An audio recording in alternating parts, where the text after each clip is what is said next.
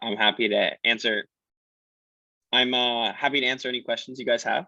But my name's Philip. I am your great teacher's younger cousin. I grew up in Philadelphia, and I went to school at University of Michigan. And I studied business and computer science. And while I was at school, I had my own business. So what I did was I was just buying office products in bulk from China and then just selling them on Amazon. And I just stuck with acrylic office products, and I did that all throughout college. And then I sold the business to someone doing something similar senior year of college. And that is pretty much how I paid for my student loans when I was in school. And then after college, I decided I wanted to, learn how to build software. So I went to go work at Microsoft, where I was a product manager. And a product manager is the person who defines what you're going to build. The software engineering manager defines how you're going to build it. And then the software engineers actually build it. So in my role, I was working with a guy who was 33, running a team of 10 engineers.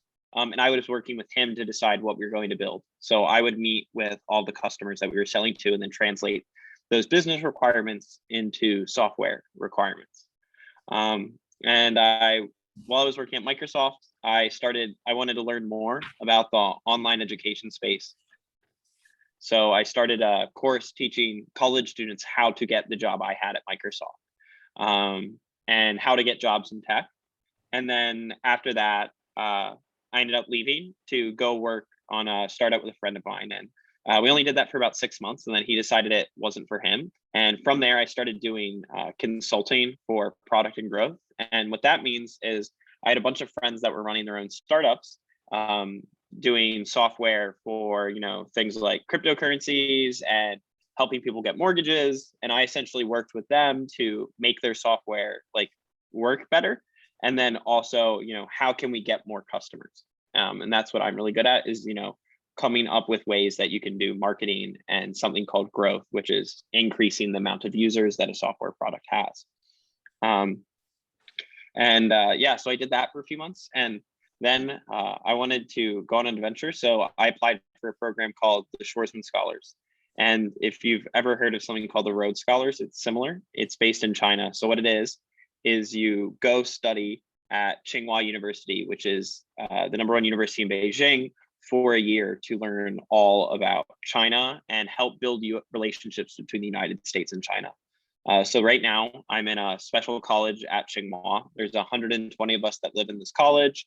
We have our dining hall, room, shower, everything we could need in this building. And there's 120 of us, about 40% from the United States, 40% from China, and then 20% the rest of the world. And the whole point is, how can we better develop global relationships between all these countries? The three people I hang out with the most are from Russia, Ecuador, and Germany.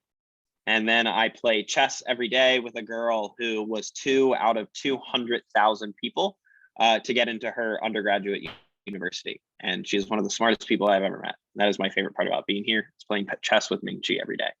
And then now I'm working on a new business, which is focused on teaching people about cryptocurrencies and Web3, which is the new big technical term everyone uses. That is the rundown. And then Michael, if you want, we can just go through your questions. And then at the end, everyone can ask any questions they want. Okay. And if I say anything that no one understands, I'm happy to pause and explain it. I had a clarifying question here. What exactly? Can you just say again the products that you bought off Amazon? And you sold? So I sold acrylic office products. Okay. Yeah, so it was really random.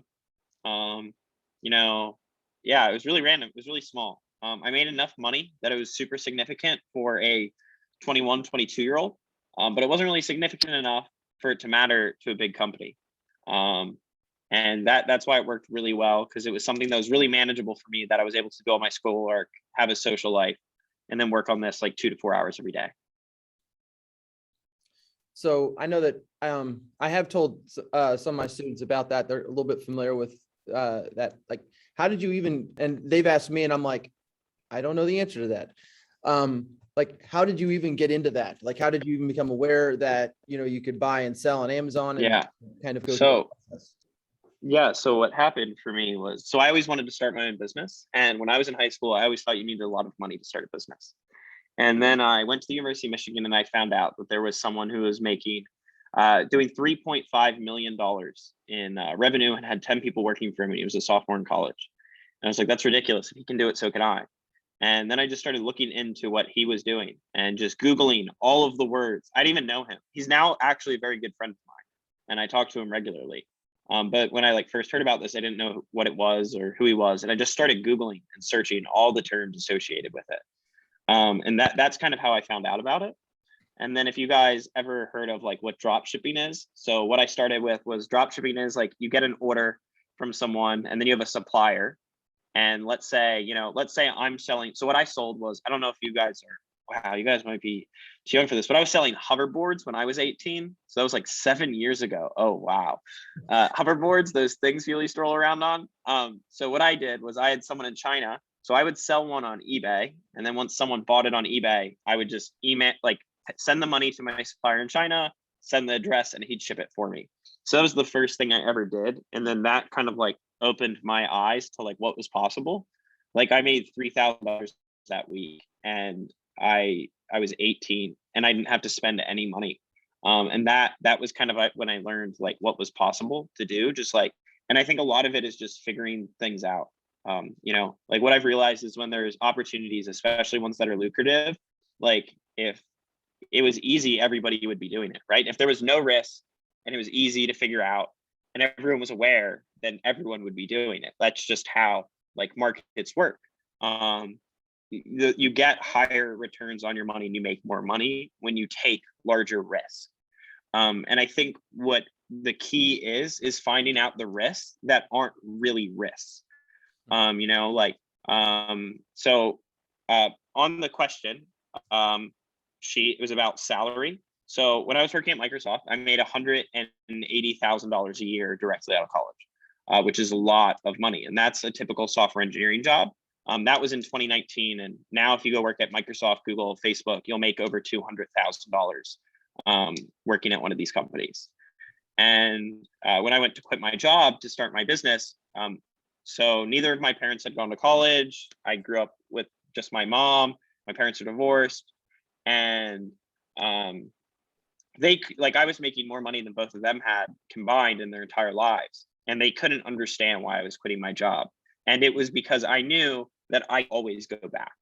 Quitting my job to go work on a startup, people deem as risky, but I personally knew that risk was non-existent because I knew, one, I could always go back to my job at Microsoft. And two, if you're able to build a strong community network and meet a whole bunch of different people, then there's really no risk. Because the day my co-founder decided he didn't want to work on my startup with me anymore, I got 4 job offers that day that all would have paid more than my job at Microsoft. Because all I did was text the people that were a few years older than me, being like, hey, my co-founder bailed on me. I don't really know what I'm going to do with my life. What do I do? And within 2 hours, I had 2 friends call me and be like, hey, come be head of this department for us. And I would have made $200,000 to $300,000 a year. And that's why I don't really mind. Right now, I'm not really making that much money because I'm working on a bunch of new stuff. But I know that opportunity is always there because it's all about building those relationships and just showing you're a person that can add value. Gotcha. Well, how do you meet these people that have, that are a couple years older than you and have these businesses are they from college? Or are they from other conferences? How do you meet up with everybody? I think it all comes back to hustling and realizing. I think the 2 things that I wish I knew when I was in high school was figuring out what I really enjoy and figuring out what I'm really good at. And I think those are the 2 most important things you can start doing. And I think they're really hard. And I don't think I didn't know that until I was 23. So you don't necessarily need that figured out. But I think what the people I've met who are 17 and 21 that they're really good at is just working really hard and making sure people are aware of that. Right now, there's this 16-year-old that I follow on Twitter, and she makes over $100,000 a year selling, growing Instagram accounts. And now she makes like $5,000 a month selling courses on how to do it. And she just tweets about it. And she just tweets all the time, like what she learns, what she's doing. And what's really good about that is it allows people to see her. Because the biggest advice is that nobody wants to help someone that can't help themselves. Like if, and what I mean by that is if you want to start a business and you go ask someone who's already done it, like, hey, I want to start a business, can you help me? But you haven't taken any step by yourself, then that means you are completely dependent on me to get there. And nobody wants to help that person because they're not, if they can't do it themselves, they're not like, if they can't do it without you, then they're not that, I'm messing this up. You need to be able to do it on yourself, and then other people will help you, right? When people see you struggling and working really hard and hustling, they understand how difficult it is and they're willing to lend out a hand. But if you start by asking, nobody wants to help that person because you didn't necessarily do anything to deserve that help. For example, me, like right now I'm working on a new business, and there's a lot of people I want to get involved, but I want to be at a certain stage before I reach out to them because I want to be able to really impress them. And then be like, wow, like this person is worth helping. But if you just reach out to them when you have nothing, then it's like, well, you didn't even take one step alone. So why is the first thing you're doing asking to do it for me? Right. I think the best way to explain this idea is like a lot of my friends asked to start a company with me, like, Philip, we should start a company together. But what they're really saying is, I can't start a company alone, so I want to do it with you because I have more confidence in you than I do in myself. And you don't ever want to be that type of person. You want to be able to confidently ask someone knowing that you would do really well together. And that also comes back to a lot of people who ask me that question have like never taken the step themselves. They've never like actually started doing something for me to be like, wow, like you can do it on your own. So me and you would do awesome together. And that's really what you need to be able to show people. But to directly answer Michael's question, Mr. Goddard's question, which was, how do I meet these people? I think it's just like very serendipitous. So like all over the place. Like there was this one guy who, this is my favorite story. There was this one guy who I was building a piece of software that I wanted to sell him. And what the business I was trying to start was I was going to sell him software that would help you run a bunch of different businesses. So if you were a social media influencer and you had different businesses, this would aggregate all of your metrics across your businesses and social media numbers to one place. This guy had like 3 businesses and was an influencer on Instagram and like YouTube and Twitter. And we had messaged before on LinkedIn. And I like sent him my slide deck on LinkedIn and we had already messaged. So I thought he'd respond and he didn't answer me. And I was like, this guy is the perfect person to use this. Like if he doesn't want to use it, no one's going to use it. And he didn't answer. So I emailed him. I messaged him on Twitter. I messaged him on Instagram. I messaged him on LinkedIn again. And then if you guys know what Venmo is, I Venmo'd him twice. So like I sent him a PayPal twice. PayPal, Cash App, Venmo, they're all the same. But I sent him $5. I was like, hey, coffee's on me today. Just check out this slide deck. And he has to see that because he gets the notification and he gets the email. Like there's no way he didn't see it. At this point, he's actively annoying me. So I'm like, all right, like this guy's doing this on purpose. Like he would at least tell me no, you know? So I bought his domain name. So his name was Taylor Offer. And I bought www.tayloroffer.com. And then I set up an Instagram account called Taylor, I want to build a product for you. And then if you went to tayloroffer.com, it went to this Instagram account that said, Taylor, I want to build a product for you, and had pictures of the software all over the account. Now I talk to Taylor like once a month, and now we're friends. And he's like a friend and mentor. Michael, do you know what Theranos is? Gosh, it sounds familiar, but no, not readily. Oh, all right, never mind. That's a good story. But anyway, Taylor is now he's like a good friend of mine, and now he gives me advice, answers my phone calls, texts, and I'm trying to raise money to invest in cryptocurrencies, and he's going to be the first investor that gives me money. Yeah, like that. but that wouldn't work for everyone, you know? If some Right. random person bought Mr. Goddard's domain name, he'd probably be like, this is weird. But when Taylor was starting his e-commerce business, he noticed that all the influencers lived in the same building in LA. And then he bought a dog and moved to LA and moved into that apartment complex and then sat in the lobby of that apartment complex every day with his dog. So all the influencers like Logan Paul would stop by, start petting the dog, and then he'd become friends with them. And that is how Taylor made friends with all the biggest influencers in LA, is that he bought a dog and moved into their apartment complex. So I knew that buying a domain would work really well with him. Yeah, but you just meet different, like, I think as long as you like really go into your interest, I think you meet different people along the way. Like most of my good friends now come from like Twitter and LinkedIn, where I literally have three, like I recently started a TikTok. If you guys want to go follow at Philip Ruffini, you can learn about cryptocurrency. But that's like how I'm advertising my new education platform. And like immediately all of the big TikTokers that talk about cryptocurrency started messaging me, and I set up phone calls with all of them. And now I text all of them regularly, you know? And now those people like are my friends doing something similar, and we all help each other. I think it's really, really hard to put yourself out there and do things that are risky. And the people who are also doing that also recognize it and typically will end up reaching out. Awesome. We're just like, every now and then is something that you say, I wish I could have the, you know, I can see these faces, the guys are like, whoa, wow, that's pretty impressive. Anyway, you're missing out on all the video reactions here that I'm getting.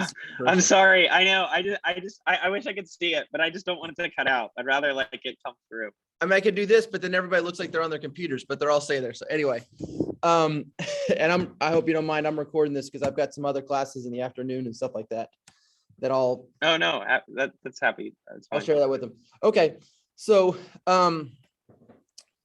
well, I've got so many questions.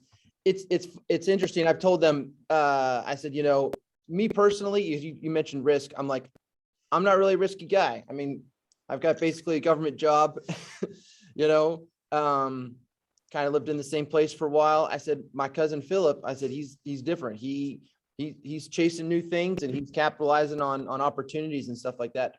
And so, you know, that plays to your strengths, like you said, what you enjoy and what you're good at. Did you, when you were at Microsoft, I mean, you were there for, I don't know, what, six months? A year and a half. Year and a half. Okay. Obviously there's some people that were still there, that they're like, this is the type of thing that I like. This is what I'm into. I was wondering if you could speak to that. I mean, like if I've got anybody here that's like, they say, I really want to be, you know, I'm not sure I want to start a couple of businesses on my own, but I do want to but I'm interested in that, you know, software development path or that product development path or whatever. Do you have any advice that you could speak on that process or anything like that? Yeah, I think this again comes back to what you really enjoy, right? I think a lot of the jobs at Microsoft, Google, Facebook, I think are very glorified in terms of being like, you know, the end all be all. Like this person's so smart. Guys, those people really aren't that smart. Like I guarantee you right now that the people who work there are no smarter than any of you. They just worked pretty hard, or they were in the right place at the right time, or they went to the right school. I will say that, wait, is everybody here? Is this a computer science class, right? Right. Yeah. Yeah. Okay. So the people who do end up becoming software engineers, working at a small company is ultimately more meaningful. So if you go work at like a startup or a newer company, every single day the work you do matter. You can see the direct impact in real life, and it actually affects the end users. When you work at companies like Microsoft, Google, Facebook, Amazon, they're so big that I think a lot of the people who work at those companies don't have a lot of fulfillment in life. And there's nothing wrong with that. Like my manager at Microsoft made $750,000 a year, and he worked 40 hours a week. And he told me, he's like, Philip, I like my job, but I work here so I can support my life outside of work. He bought $1 million house in cash. His daughters go to private school. He has 2 boats, his bunch of motorcycles. just lives like a very nice life. And I think that's ultimately a lot of the people that work at those companies. Like I think objectively, like the best job for the highest quality of life right now is you go work at a big tech company. You work like pretty minimal and you're going to get paid the most. And I think that ultimately is like very nice. Like all these companies are in good places, you know, we're living in Washington state is the greatest state in the country. So like if you move to California, Washington, New York, any of those places, after college, even though it's a far time away, you know, they ultimately do provide really good quality of lives. But I think you find more fulfillment when you work at like smaller companies and you can actually see the impact of that work. But these companies ultimately are so big that, you know, working on Microsoft Windows versus, you know, Microsoft Office versus Xbox are going to be completely different jobs, even if they're all software engineering.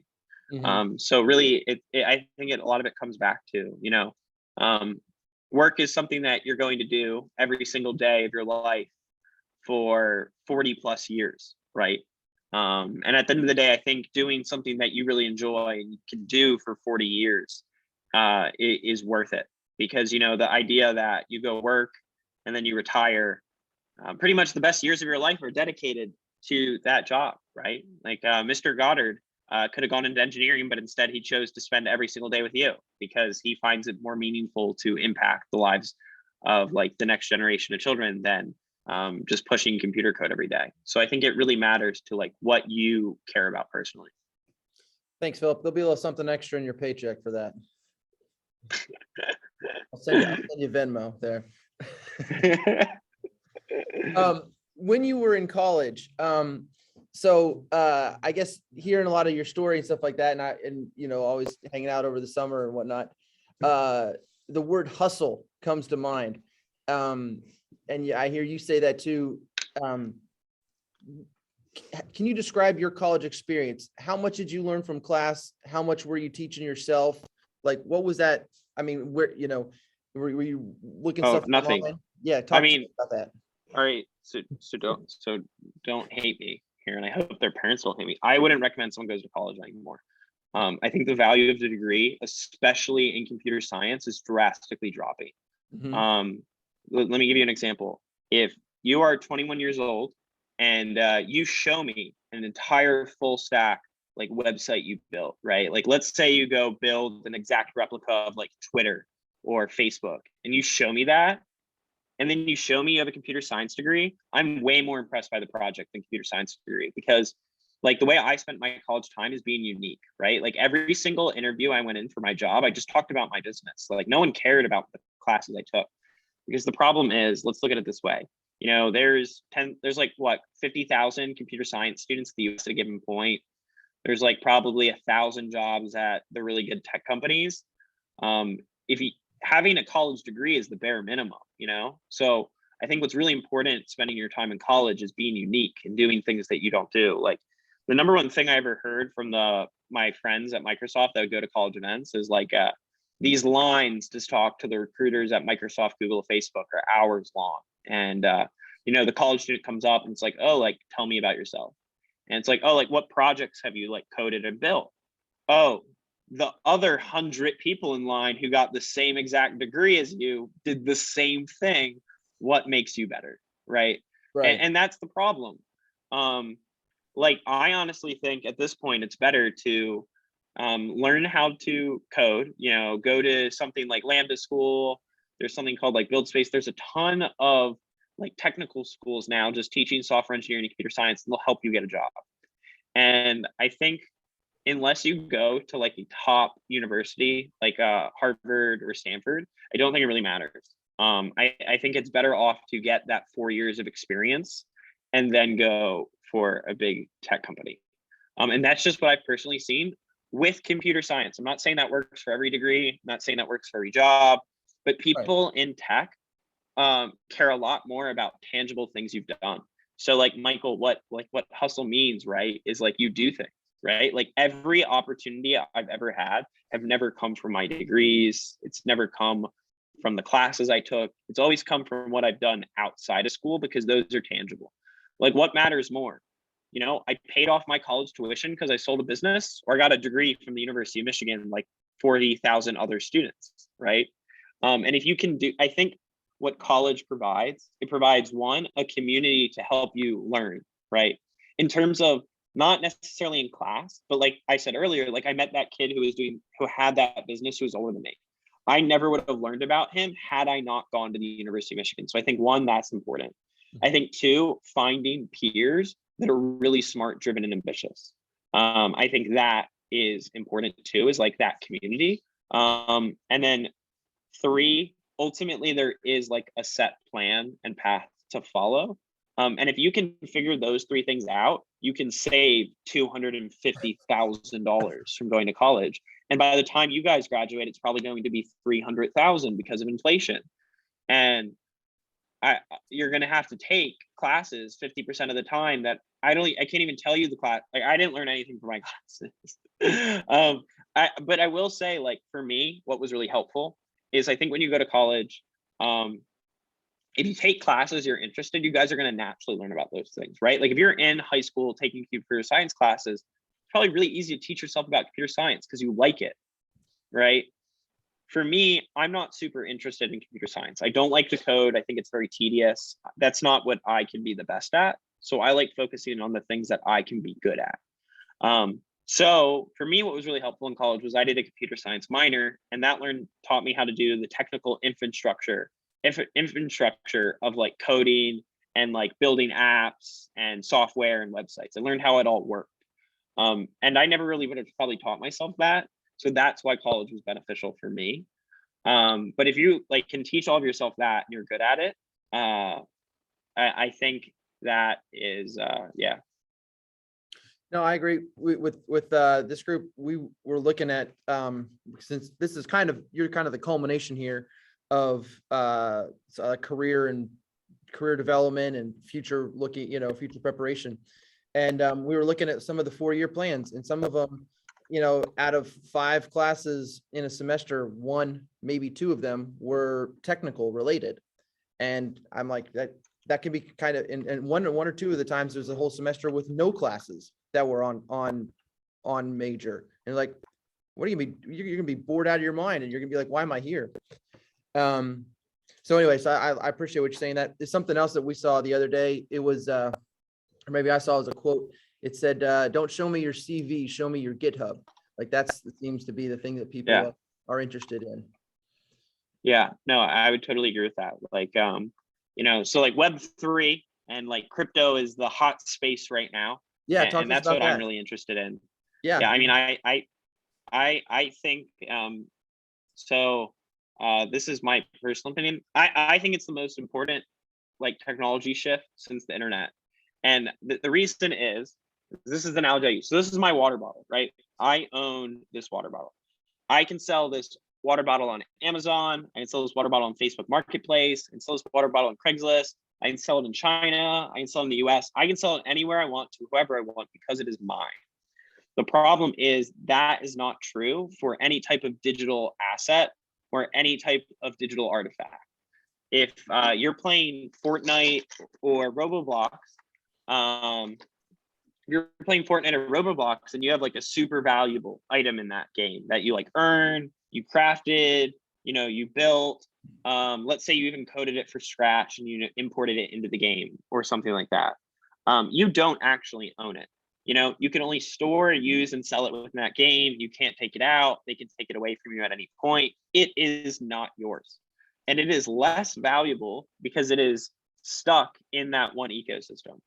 The cool thing about everything right now, it's a giant bubble, by the way. All of it's overvalued and no one's going to talk about it for the next 3 years. And I think in like the next 6 to 12 months. But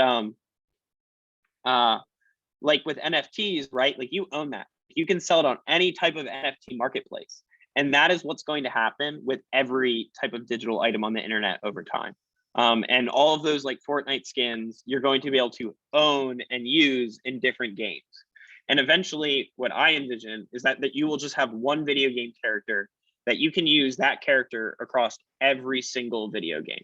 And you're going to be able to take the skins, items, accessories across all the different ones. And all of these different games are going to be able to communicate with each other. And that is what I think is really important. Because like right now, the other analogy I like to use is like right now when you sign into right now when you use the internet, you have a Facebook account, you have a Google account, you have an Amazon account, Facebook account, and Instagram account. And each company has a different user database on you. They have your name, address, credit card number, friends, all of those different things. But your Facebook and your Instagram experience is just a little bit better. It's because you can share your friends, you can share messages, you can cross posts. It's because Facebook and Instagram are accessing the same user database on you. So in Web3, we're going to all use the same user database, and you as a user are going to get to control what information is stored in that database. And that is going to be how every website works, where you just go to a website and it instantly knows who you are, but only however much you choose to let it. That is the future that I think will happen in the next 10 years. And I think it's farther away, but all of my smartest friends are now going to work in the space. This is where all the money is going, and nobody cares about your resume. There is such high demand. Like if you are a 17-year-old and you go learn how to code in Solidity and you can make blockchain apps, you can get a $150,000 a year job in the next 6 months. Because I have people all the time messaging me like, oh, like, do you know any Solidity developers? And I'm like, yeah, like get in line. Like there's so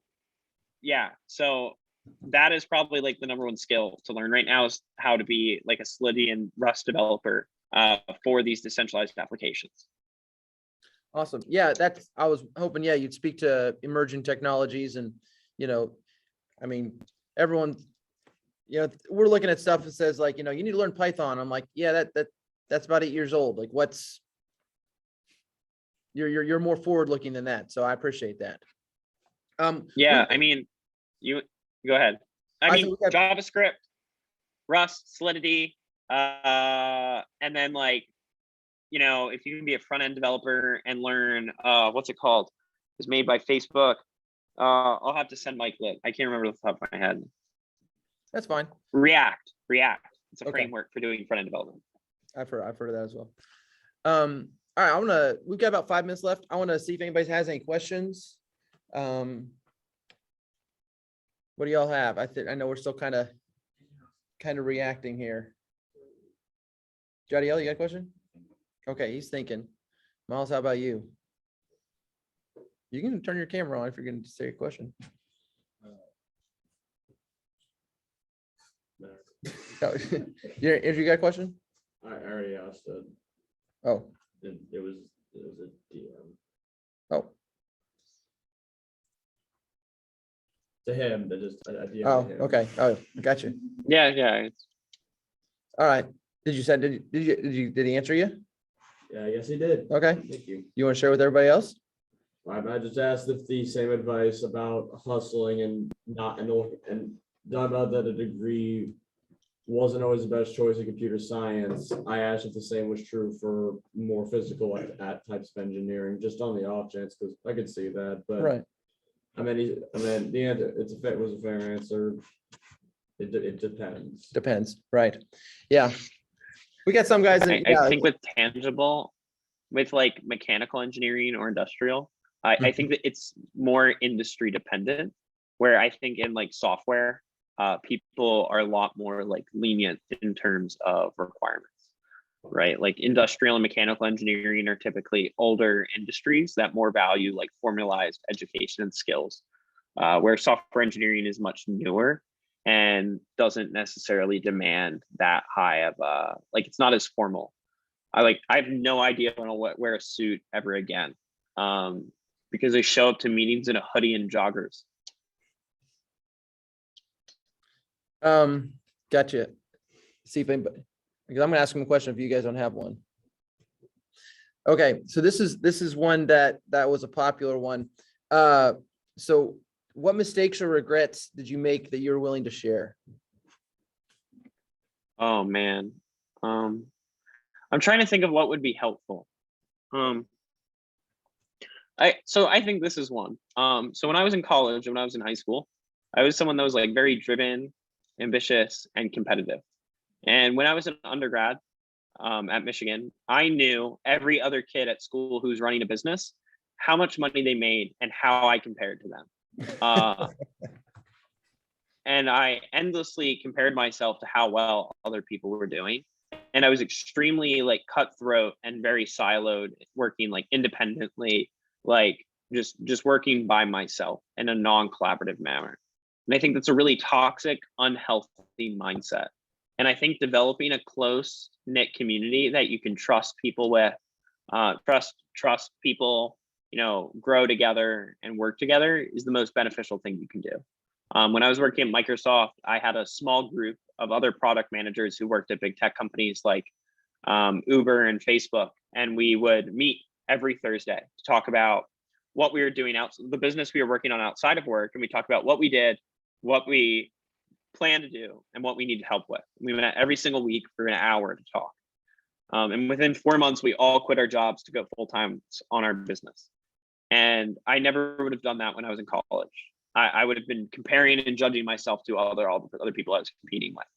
And I think that's a really unhealthy mindset to have. And I wish I was more collaborative and community oriented when I was younger. Awesome. Well, that's good. Well, that's super helpful. I mean, but unfortunately, we're out of time. Well, I hope this was helpful. It was. Thank you They're so saying much. amazing here. You guys, you guys wave goodbye here. Hey, and Philip, you don't mind if I share this video with your mom now, do you? No, you can't. Okay. All right. So anyway, here's the crew that was live here. We're super appreciative. That's awesome, Philip. I'm sure they're going to have questions for me, follow-up stuff. I'll send you. Wait, do you have another class after this? Oh, I got another class. I got to be on the other side of the building. I got robotics. Oh, 9 periods and an okay, got it. You're not 8 showing them. So, oh yeah. I teach all day. Okay. I was going to say, I'll do the next one live too. I got nothing to do. But This next crew is a little bit. I got a lot of freshmen and sophomores. I'll wait till they're a little bit older, so they're receptive to hear some of this stuff. got it. No worries. All right, bye, Michael. I'll let you go. All right. Hey. Love you. See ya. Are you going to be in? How long are you in China? Till June. So I'll be home in July. Okay, we're talking about. I'm looking at dates to schedule stuff for us to be in Ocean City in July. So I'll keep you in touch. You should come end of August. But all right, sounds good. See ya. I wish. All right, bye. All right.